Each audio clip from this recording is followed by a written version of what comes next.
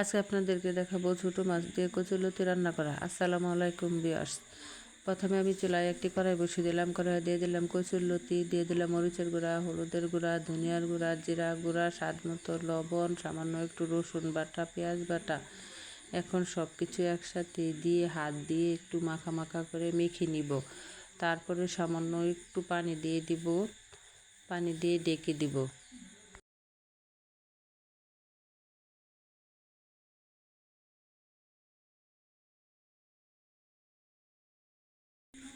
এখন ঢাকনা খুলে দিয়ে দিব ছোট মাছ, পেঁয়াজ কুচি, কাঁচামরিচ চিরা। তারপরে আবার ঢাকনা দিয়ে ডেকে দিব।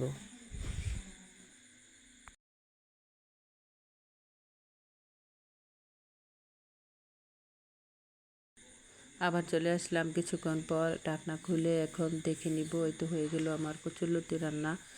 আজকে এখানেই শেষ। আল্লাহ হাফেজ।